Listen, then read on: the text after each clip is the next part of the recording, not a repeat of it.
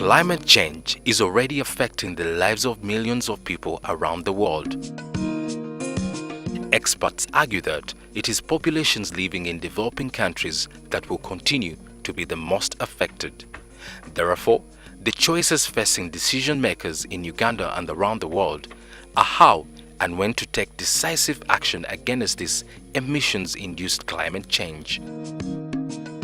In spite of Uganda's diverse natural endowments, it is estimated that 90% of households continue to use woody biomass to meet their energy needs.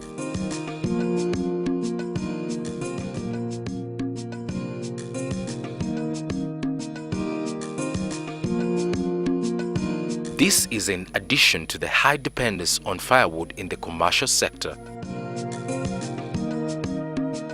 The heavy dependence on biomass has contributed greatly to the country's high rate of deforestation. At the moment, the worry is that we are losing forests at an alarming rate. We are losing, and it is estimated that we are losing about 200,000 hectares per year. And what we use is already in deficit.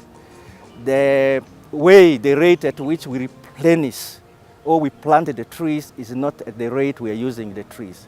So if this deficit continues, then we shall have nothing to use in future.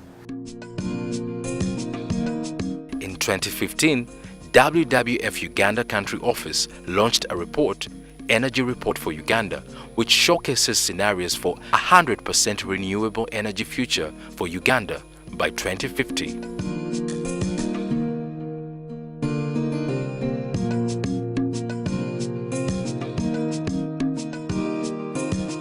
The report highlights how Uganda's various energy-related challenges can be addressed as a means towards mitigation and adaptation to climate change impacts.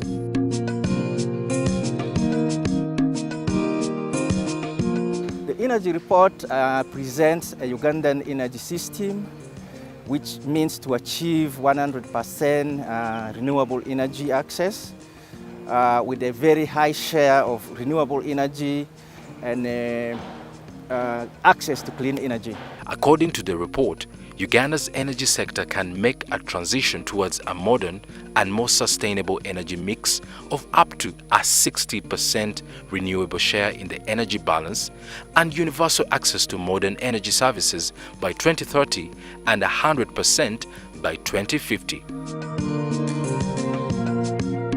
In order to achieve this 100% renewable energy future for Uganda, the report makes 4 key recommendations.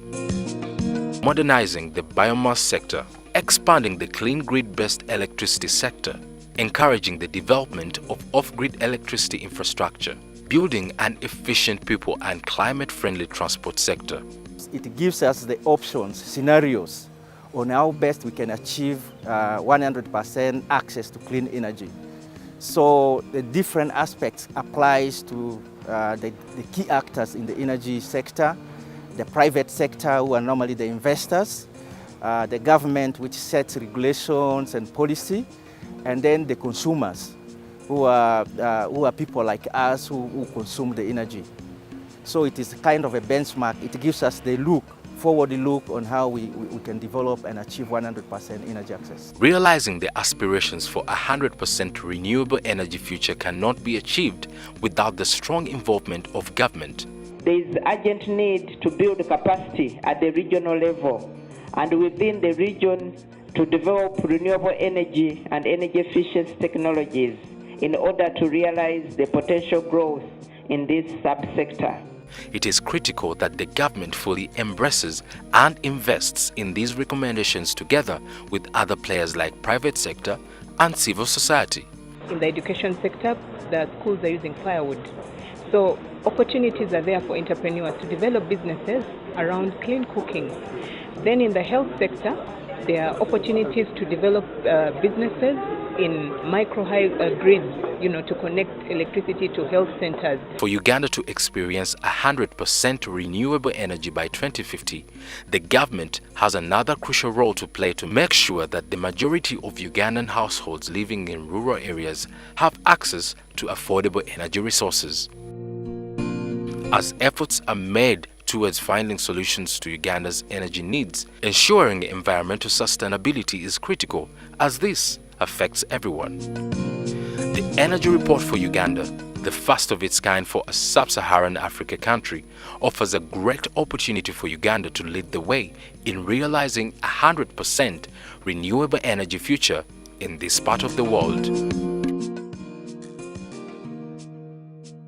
The clock is ticking as we steadily move towards the 2030 deadline on universal access to modern energy services. All we have to do is to begin the journey.